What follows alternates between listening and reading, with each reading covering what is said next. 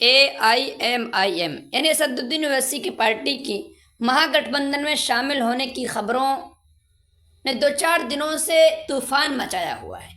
इसी दौरान एक ऐसी खबर निकल कर आई है जो बिल्कुल हैरान कर देने वाली है, जिसने न सिर्फ बिहार बल्कि बिहार से लेकर दिल्ली तक की राजनीति में भूचाल मचा दिया है। ऐसी खबर जिसकी ना कभी इंडिया गठबंधन ने उम्मीद की थी और ना ही एनडीए को इसकी कभी उम्मीद थी। जी हाँ, हम बात कर रहे हैं AIMIM की बिहार यूनिट और बिहार ही में पलने वाली, बहुत जल्दी से उभरने वाली एक पार्टी जन स्वराज। जन स्वराज और AIMIM के दरमियान गठबंधन लगभग तय हो गया है। जी हाँ, सही सुना आपने। AIMIM और जन स्वराज की पार्टी के लीडरों के दरमियान कई दौर की बैठकें भी हो चुकी हैं। असदुद्दीन ओवैसी की पार्टी इस मामले में आगे बढ़ रही है और इस गठबंधन पर आखिरी मोहर असदुद्दीन ओवैसी के लगना बाकी रह गया है। इन बैठकों में पहले ये बातें भी चली थी कि एक दूसरे के सिंबल पर एक दूसरे के उम्मीदवारों को उतारकर विधानसभा चुनाव लड़ाया जाए और उसी क्रम में आगे बढ़ा जाए, लेकिन इस पर बात नहीं बन सकी। तो अब सीट शेयरिंग पर इनकी बातें चल रही हैं और असदुद्दीन ओवैसी की हरी झंडी मिलते ही ये गठबंधन का औपचारिक ऐलान कर दिया जाएगा। बताते चलें कि जन स्वराज पार्टी बहुत तेजी से उभरने वाली है। सी वोटर के नज़दीक तीसरी या चौथी पसंद मुख्यमंत्री के रूप में जन स्वराज के जो राष्ट्रीय अध्यक्ष हैं प्रशांत किशोर, उनको लोग मुख्यमंत्री के रूप में भी देखना चाहते हैं। ऐसे में अगर जन स्वराज और AIMIM एक साथ आ जाते हैं तो बिहार के लिए इससे बेहतरीन ऑप्शन शायद कोई नहीं हो सकता।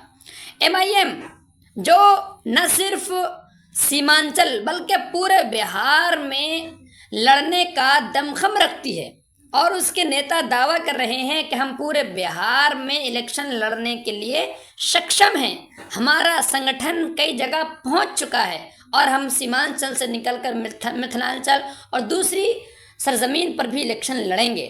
और अभी जो चुनाव हुए बीच में उपचुनाव के रूप में, वहां पर भी AIMIM और जन स्वराज ने महागठबंधन को कई सीटें हारने पर मजबूर भी कर दिया। अब अगर जन स्वराज पार्टी और AIMIM एक साथ आते हैं तो बहुत बड़ी सीटों पर जीत तय मानी जा सकती है और बिहार के लिए एक बेहतरीन ऑप्शन के तौर पर MIM को भी ज़रूरत है अभी राज्य लेवल पर आगे बढ़ने की, और जन स्वराज को भी ज़रूरत है कोई इसने किसी साथ के मिलने की। दोनों अगर मिल जाते हैं तो सीमांचल का पूरा इलाका और इसके अलावा दूसरा मिथिलांचल वगैरह में AIMIM और जन स्वराज ऐसी कामयाबी रच सकते हैं जिसकी किसी ने उम्मीद भी नहीं की होगी। आदिल हसन आज़ाद जो AIMIM के राष्ट्रीय प्रवक्ता हैं, उन्होंने कई मौक़ों पर खुला ऑफर भी दिया हुआ है महागठबंधन को, इंडिया अलायंस को, कि वो हमें गठबंधन में शामिल करें।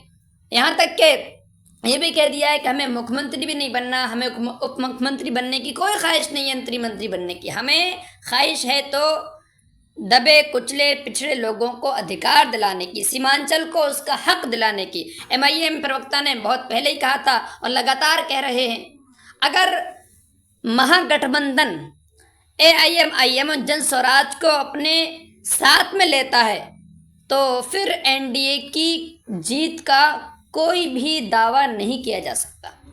और अगर महागठबंधन AIMIM और जन स्वराज को नज़रअंदाज करते हैं तो अब महागठबंधन को बिहार की सत्ता में आने का ख्वाब देखना बंद कर देना चाहिए। इसलिए कि AIMIM ने 2020 में सीमांचल के इलाके से एक नहीं 5 सीटें जीतकर इतिहास रचा था और 4 जो विधायक को तोड़ा था RJD ने। वहाँ की जनता आज भी उन विधायकों के साथ नहीं बल्कि AIMIM के साथ है। जन स्वराज जो उपचुनाव में आगे बढ़ी थी उसने कड़ी टक्कर दी थी और उसके जो उम्मीदवार थे उन्होंने बड़े अच्छे से लोगों के वोट हासिल किए थे। अब राजद तेजस्वी यादव अगर MIM को नज़रअंदाज करते हैं, सत्ता का सपना चला जाता है और अगर इनको टिकट देते हैं तो इनको हिस्सेदारी देनी ही पड़ेगी। यानी कि बिहार में बहुत दिलचस्प दौर आने वाला है। देखिए आगे क्या होता है। बने रहिए द पॉलिटिकल के साथ और शेयर कीजिए, वीडियोस को लाइक कीजिए और सब्सक्राइब ज़रूर कीजिए।